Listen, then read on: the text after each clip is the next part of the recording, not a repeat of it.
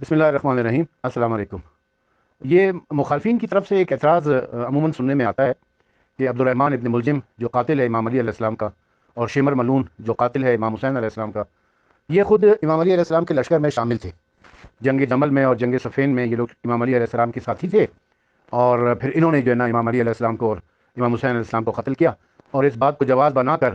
یہ ناسبی ٹولہ وہاں خارجی وہابی یہ لوگ یہ باتیں کرتے ہیں کہ دیکھو جی، امام علی علیہ السلام کے اپنے لوگوں نے، اپنے ساتھیوں نے ان کو قتل کیا۔ اور بعض تو اس حد تک خباثت کرتے ہیں کہ وہ یہ بھی کہہ دیتے ہیں کہ معاذ اللہ ثم معاذ اللہ، عبد الرحمن ابن ملجم اور شمر وغیرہ جو تھے یہ شیعہ تھے اور انہوں نے جو ہے نا قتل کیا۔ لا حول ولا قوت الا باللہ۔ دیکھیں، انسان کو بدلتے دیر نہیں لگتی ہے۔ بہت سے لوگ ایسے ہوتے ہیں کہ جو حق سے منحرف ہوتے ہیں، اور کوئی ایک بات ہوتی ہے جو انہیں حق کی طرف لے آتی ہے، اور بہت سے لوگ ایسے ہوتے ہیں جو حق پر چل رہے ہوتے ہیں اور کسی ایک وجہ سے وہ حق سے منحرف ہو جاتے ہیں۔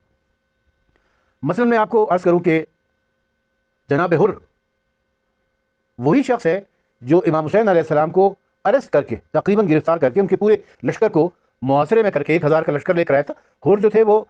یزید کی فوج کے ایک دستے کے سپہ سالار تھے، اور عبداللہ ابن زیاد نے ان کو کوفے سے بھیجا تھا کہ جاؤ حسین کو جو ہے وہ کوفے کی طرف مت آنے دو، ان کو روکو، کہیں بیابان کی طرف لے جاؤ۔ تو وہ 1000 کا لشکر لے کر آئے تھے، اور جب امام حسین علیہ السلام کوفے کی طرف جا رہے تھے تو ان کو محاصرے میں لیا، اور کوفے کے راستے سے ہٹا کر ان کو ایک دشت کی طرف، ایک بیابان کی طرف، کربلا کی طرف لے گئے، کہ جہاں پر کوئی کسی کا آنا جانا نہیں تھا، کوئی روٹ نہیں تھا، راستہ نہیں تھا، وہاں پر لے جا کر ان کی شہادت کے لیے سامان فراہم کیا۔ 9 محرم تک حر بن یزید رعائی لشکر یزید کا سپہ سالار ہے، لیکن شب عاشور وہ پلٹا کھا جاتے، چینج ہو جاتے، اور پھر وہ امام حسین علیہ السلام کے لشکر میں آ کے شامل ہو جاتے، حق کی معرفت حاصل کر لیتے ہیں، اور پھر نہ صرف اپنی جان قربان کر دیتے ہیں امام حسین علیہ السلام کے اوپر، بلکہ ان کا بیٹا اور ان کا غلام بھی اپنی جانیں قربان کر دیتے ہیں۔ اسی طریقے سے مختار سقفی کے بارے میں بھی ایسی روایات ہیں کہ وہ پہلے آل زبیر کے لشکر میں تھے، عبداللہ ابن زبیر کے لشکر میں تھے وہ، لیکن جب انہیں پتہ چلا کہ امام حسین علیہ السلام کو اتنے ظلم و جبر کے ساتھ شہید کر دیا گیا ہے، تو بس انہوں نے یو ٹرن لیا، اور انہوں نے جو ہے وہ امام حسین علیہ السلام کے قاتلوں سے انتقام لینا شروع کیا، اور ایسا انتقام لیا کہ جو خراج تحسین کا سنہری الفاظ میں لکھے جانے کا مستحق ہے۔ اس طرح ہم دیکھتے ہیں کہ بہت سارے لوگ ہیں کہ جو رسول اکرم صلی اللہ علیہ وسلم کی صحبت میں رہتے ہوئے منحرف ہو گئے، کافر ہو گئے، مرتد ہو گئے، منافق ہو گئے۔ مثلا عبداللہ بن ابی سلول ہمارے سامنے، یہ بدبخت اپنے 300 ساتھیوں سمیت رسول اکرم صلی اللہ علیہ وسلم کو جنگ احد میں چھوڑ کر چلا گیا۔ مدینے سے نکلا ہے، رسول اللہ کے ساتھ آیا ہے، میدان احد تک پہنچا ہے، لیکن یہاں پر آ کر ایک معمولی سی بات کے اوپر رسول اللہ کو چھوڑ کر اپنے 300 ساتھیوں سمیت چلا گیا، اور امیر المنافقین کہلایا۔ تاریخ اسلام میں ایک بدترین شخصیت کے طور پہ یہ متعارف ہوا، اور پھر اس کا گروہ روز بروز بڑھتا چلا گیا۔ عبداللہ بن ابی سرح، یعنی وہ لوگ، یہ وہ شخص تھا کہ جو کافر تھا، بنو امیہ کا تھا، مسلمان ہوا، ہجرت کر کے مدینے آیا، رسول خدا کے ساتھ رہا، رسول خدا نے اس کو کاتب وحی مقرر کیا، یہ وحی لکھا کرتا تھا، لیکن خدا کی لعنت اس کے اوپر ہوئی کہ یہ مرتد ہو گیا، اور یہ رسول خدا کو چھوڑ کر اسلام سے منحرف ہو کر واپس مکہ چلا گیا، اور وہاں جا کے دوبارہ اس نے بت پرستی شروع کر دی۔ تو خدا کی جب لعنت ہو جاتی ہے تو اس طریقے سے لوگ حق سے منحرف ہو جاتے ہیں۔ یہ میں نے صرف 2 مثالیں آپ کے سامنے پیش کی ان لوگوں کی کہ جو باطل پر تھے ایک دم حق کی طرف آ گئے، یعنی حر اور مختار سقفی، اور جو حق پر تھے باطل کی طرف چلے گئے، عبداللہ بن ابی سلول اور عبداللہ بن ابی سرح۔ ویسے اگر زیادہ مثالیں پیش کرنے کی طرف آ جاؤں تو بہت سارے لوگ ہیں ایسے۔ اب ہم آ جاتے ہیں اصل موضوع کی طرف، کہ جو لوگ یہ کہتے ہیں کہ عبد الرحمن ابن ملجم اور شمر لعین یہ امام علی علیہ السلام کے لشکر میں تھے، تو تاریخی اعتبار سے تو یہ بات بالکل صحیح ہے،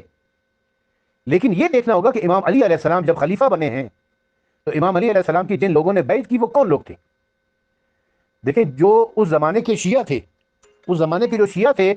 وہ تو امام علی علیہ السلام کو خلیفہ بلا فصل تسلیم کرتے تھے، اپنا امام تسلیم کرتے تھے، ولایت علی کے قائل تھے، اور ان کے لیے کوئی دوسری شخصیت نہیں تھی۔ انہوں نے نہ پہلے خلیفہ کو مانا، نہ دوسرے کو مانا، نہ تیسرے کو مانا۔ انہوں نے پہلے دن سے، جیسے کہ حضرت عمار ابن یاسر رضی اللہ تعالیٰ عنہ، حضرت مقداد ابن اسود رضی اللہ تعالیٰ عنہ، حضرت ابو ذر غفاری رضی اللہ تعالیٰ عنہ، حضرت سلمان فارسی رضی اللہ تعالیٰ عنہ، حضرت مالک اشتر رضی اللہ تعالیٰ عنہ، حضرت محمد بن ابو بکر رضی اللہ تعالیٰ عنہ، اور ایسی بہت ساری مثالیں پیش کی جا سکتی ہیں کہ جو پہلے دن سے کٹر شیعہ تھے، امام علی علیہ السلام کو پہلا خلیفہ بلا فصل مانتے تھے، امام تسلیم کرتے تھے، اور ولایت علی کے قائل تھے۔ لیکن عثمان کے قتل کے بعد جن لوگوں نے علی علیہ السلام کے ہاتھ پر بیعت کی ہے، انہوں نے علی علیہ السلام کو خلیفہ بلا فصل مان کر بیعت نہیں کی ہے، بلکہ امام علی علیہ السلام کو چوتھا خلیفہ مان کے بیعت کی ہے، اور وہ پہلے تینوں خلیفوں کی خلافت کو مانتے تھے۔ جو شیعہ ہے وہ علی علیہ السلام کو خلیفہ بلافاصل مانتا ہے۔ چوتھے نمبر پر علی علیہ السلام کو خلیفہ ماننا یہ شیعوں کا عقیدہ نہیں ہے، یہ اہل تسنن کا عقیدہ ہے۔ وہ علی علیہ السلام کو چوتھے نمبر پر خلیفہ مانتے ہیں، اور اس زمانے میں 99% لوگ وہی تھے جنہوں نے علی علیہ السلام کو چوتھا خلیفہ مان کر ان کی بیعت کی تھی۔ یعنی وہ سارے اہل تسنن تھے جنہوں نے علی علیہ السلام کو چوتھا خلیفہ مان کے ان کی بیعت کی۔ انہی میں عبد الرحمن ابن ملجم بھی شامل تھا، انہی میں شمر بھی شامل تھا، انہی میں اشعث بن قیس الکندی بھی شامل تھا، اور انہی میں اور دوسرے بھی خارجی اور ناصبی اور جتنے لوگ تھے، یہ سب وہ لوگ تھے کہ جنہوں نے چوتھا خلیفہ مان کر بیعت کی تھی۔ اور یہ وہ لوگ تھے، اور علی علیہ السلام کہا کرتے تھے کہ اشعث بن قیس الکندی اور اس کے گروہ کی میرے لشکر میں وہی حیثیت ہے جو عبداللہ بن ابی سلول کی رسول اکرم صلی اللہ علیہ وسلم کے لشکر میں تھی۔ یعنی یہ منافقین کا ٹولہ ہے، اور عبد الرحمن ابن ملجم، شمر اور اس قسم کے جتنے بھی لوگ تھے، یہ سب اشعث بن قیس الکندی کو اپنا سربراہ مانتے تھے، اور اشعث کی حیثیت علی علیہ السلام کے لشکر میں وہی تھی جو عبداللہ بن ابی سلول کی رسول اللہ کے لشکر میں تھی۔ اور اشعث کون ہے؟ یہ حضرت ابوبکر کا بہنوئی ہے، اشعث حضرت ابوبکر کا بہنوئی ہے، اور یہ علی علیہ السلام کے لشکر میں جو منافقین تھے ان کا سربراہ تھا۔ ہم رشتے بنانے آ جائیں نا تو پھر اس طریقے سے بنتے ہیں۔ یہ ایک حقیقت ہے کہ اشعث جو امام علی علیہ السلام کے منافقین کا لشکر کا سربراہ تھا، امیر المنافقین تھا اپنے زمانے کا، وہ حضرت ابوبکر کا بہنوئی تھا،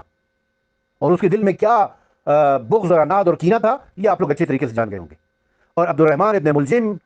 شمر بن ذی جوشن اور اس قسم کے جتنے بھی لوگ تھے، یہ سب اشعث کے چیلے تھے، یہ اشعث کے ایجنڈے کے اوپر کام کر رہے تھے۔ یہ وہی لوگ تھے کہ جنگ صفین میں جب معاویہ ابن ابو سفیان نے عمر بن العاص کے کہنے پر قرآن مجید نیزوں پر اٹھایا تھا تو انہوں نے جنگ کرنے سے انکار کر دیا۔ یہ ظاہراً علی علیہ السلام کے لشکر میں تھے، مگر ان کے دل معاویہ کے ساتھ تھے۔ یہ وہ منافقین کا ٹولہ تھا کہ جن کے دل معاویہ کے ساتھ تھے، اور یہ علی علیہ السلام کے لشکر میں ہمیشہ فتنہ اور فساد کرتے رہتے تھے۔ پوری تاریخ کا مطالعہ کرے تو آپ کو سمجھ آتی ہے۔ اور پھر جب علی علیہ السلام کہتے رہے کہ یہ ان کی ایک چال ہے، ان کی مکاری ہے، ان کی عیاری ہے، مگر انہوں نے نہیں مانی علی علیہ السلام کی بات، اور علی علیہ السلام کو قتل کرنے پر آ گئے۔ یہاں تک انہوں نے کہا کہ علی کافر ہو گیا ہے، علی علیہ السلام کے اوپر کفر کا فتویٰ انہوں نے لگایا۔ یہی اشعث، یہی عبد الرحمن، یہی شمر، یہ خارجی ہو گئے تھے، اور ان کے بارے میں رسول اکرم صلی اللہ علیہ وسلم کی حدیث ہے کہ یہ لوگ دین اسلام سے اس طرح خارج ہو جائیں گے جیسے تیر کمان سے خارج ہو جاتا ہے۔ یہ صحیح بخاری صحیح مسلم کی حدیث ہے، میرا اس کے اوپر پورا وائس نوٹ ہے، انشاءاللہ وہ میں آپ کو سینڈ کروں گا، آپ کو پتہ چل جائے گا یہ حدیث، اور ایک نہیں متعدد روایات موجود ہیں صحیح بخاری اور صحیح مسلم کے اندر ان خارجیوں کے بارے میں۔ یہ تو دین اسلام سے خارج ہے رسول اللہ کی حدیث کے مطابق۔ انہوں نے علی علیہ السلام کے خلاف بغاوت کی، یہ علی علیہ السلام کے لشکر سے خارج ہو گئے، پھر انہوں نے علی علیہ السلام کے ساتھ جنگ کی، جنگ نہروان کے ساتھ ہوئی ہے، علی علیہ السلام نے ان کو پھر شکست فاش دی، یہ سارے وہاں پر مارے گئے، صرف 10 آدمی زندہ بچ گئے۔ ان 10 میں سے 3 تو یہی ملعون ہیں، 7 اور ہیں۔ اور پھر جب عبد الرحمن اور پھر انہوں نے طے کیا کہ ہم علی علیہ السلام کو قتل کریں گے، اور معاویہ نے ان کو سپورٹ کیا، پیسہ دیا انہوں نے، آج کل کی زبان میں ہم کہیں گے ڈالرز دیے، اس وقت کی زبان میں کہیں گے درہم و دینار دیے ان کو۔ اور جب عبد الرحمن ابن ملجم کوفے گیا ہے علی علیہ السلام کو قتل کرنے کے لیے، تو اشعث بن قیس الکندی نے اپنے گھر میں اس کو پناہ دی ہے، اس کو زہر لا کے دیا ہے تاکہ وہ تلوار کو زہر آلود کرے۔ یہ سارے کام ہوئے، یہ تاریخی حقیقتیں ہیں۔ تو یہ کہنا کہ یہ علی علیہ السلام کے لشکر میں شامل تھے صحیح ہے، مگر کس طرح شامل تھے؟ منافقین کے ٹولے کے طور پر یہ شامل تھے۔ یہ اسی طرح علی علیہ السلام کے لشکر میں تھے جس طریقے سے عبداللہ بن ابی سلول رسول اکرم صلی اللہ علیہ وسلم کے لشکر میں تھا۔ یہ منافق تھے، یہ خارجی ہو گئے پھر، اور پھر انہوں نے ان کے اوپر خدا کی لعنت ہوئی ہے، انہوں نے علی علیہ السلام کے اوپر کفر کے فتوے لگائے ہیں، پھر انہوں نے علی علیہ السلام کے خلاف جنگ کی ہے، اس جنگ میں ان کو ذلت عامل شکست ہوئی ہے، جنگ نہروان جسے کہتے ہیں۔ اور یہ امت مسلمہ کا، شیعہ اور سنی کا اتفاق ہے کہ جو خارجی ہیں وہ دائرہ اسلام سے خارج ہیں، کیونکہ رسول اللہ کی حدیث ہے، اور صحیح بخاری صحیح مسلم کی حدیث ہے کہ یہ لوگ اس طریقے سے اسلام سے خارج ہو جائیں گے جیسے تیر کمان سے خارج ہو جاتے ہیں۔ اب اگر آپ لوگ اس کو، یہ ہیں تو اسی ٹولے کے نا، اسی گروپ کے، معاویہ اینڈ کمپنی کے ہیں یہ لوگ، اور یہ سب وہی ہے کہ جنہوں نے علی علیہ السلام کو چوتھا خلیفہ مان کے ان کی بیعت کی تھی۔ تو جو بھی علی علیہ السلام کو چوتھا خلیفہ مانتا ہے وہ عبد الرحمن ابن ملجم کے گروپ کا ہے، وہ شمر کے گروپ کا ہے، اور وہ اشعث بن قیس الکندی کے گروپ کا ہے۔